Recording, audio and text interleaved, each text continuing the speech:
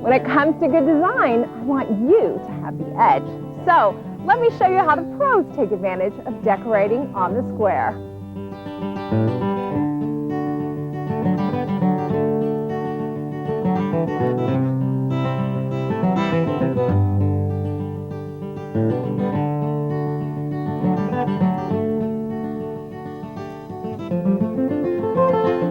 So, in summary, the square root of good design is an equation that works in your favor.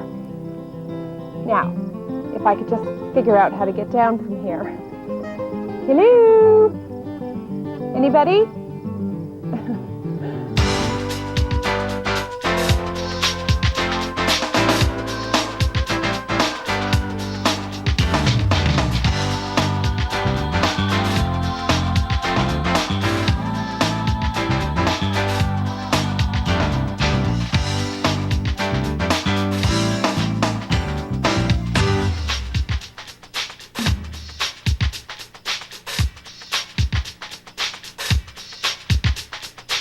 Hey there, ready to square off?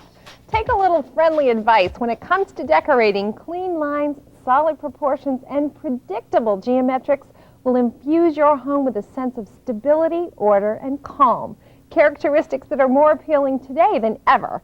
Let's kick things off with architect Julian Jacobs, who shapes up a Toronto home with a mod mix of squares. Come, check it out.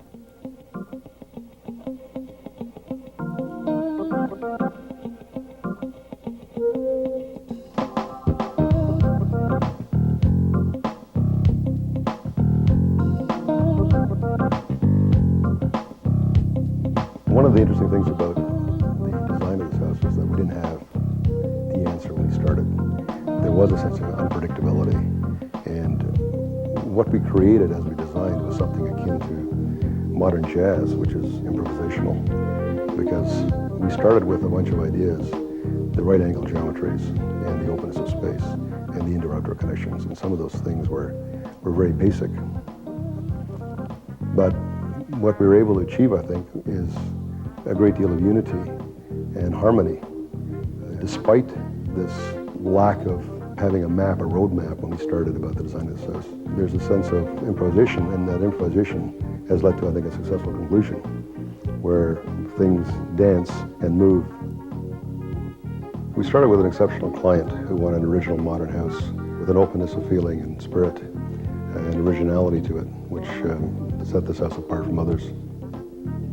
The other thing we found as we were working with them was that, them being from South Africa, the exterior of the house, the rear, is considered the front because all the living occurs there, and the front of the house is the rear. So we tried to make a modern equivalent, a Canadian equivalent, to that South African domestic experience. And we did that by having every principal room of the house open directly to the exterior. We deliberately intended to use a right angle as a kind of a design regulator. In architecture, 90% of angles are right angles. I think the difference in this house is that we use the right angle more relentlessly, in a more pervasive way, from the spatial movement through the house.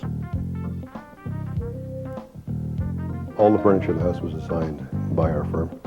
And what we did was we used the same detailing, in fact the same materials, from which the house is composed to actually manufacture and design the furniture. So for example, we've used glass for tabletops, sandblasted steel for the brackets and supports and beams, and PSL lumber. We've used zebra wood in the hearth coffee table. We've also used cherry wood in all the millwork and built-ins in the kitchen and the cabinets. We've stained it in a way that ties into the mahogany doors and windows in the house.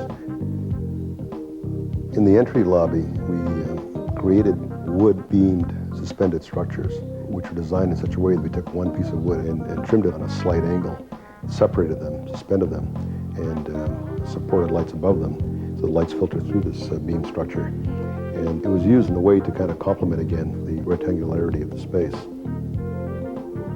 The ceiling in the kitchen, I call the Azore ceiling, because we painted the drywall blue, and we started by creating, in design, a grid of 4x8 sheets of plywood, and we carved away the plywood where we wanted light to light up the functional areas of the kitchen, dining room, and cabinets. And by carving them away, we were left with almost like large jigsaw puzzle-like pieces of stained plywood, which were quite exciting, and which is what we were after. We used slate as the main principal floor material of the house, with the exception of the carpets. And all the bathrooms are slate, in the kitchen, of course, in the open area is slate.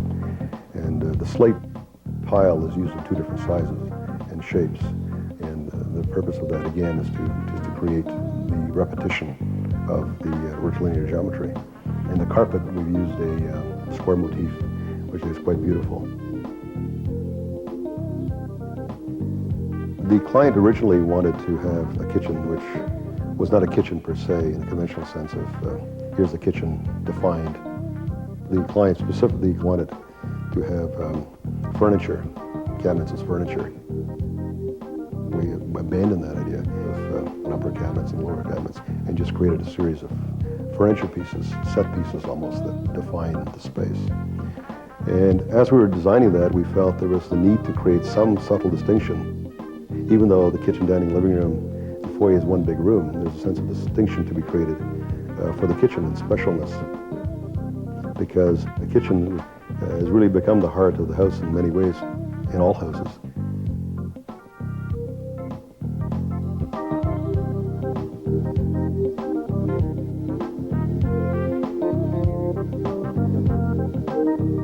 Pretty fabulous. Now, when we return, a trend so hot it hasn't hit retail. Trust me, this is a project you can really sink your toes into.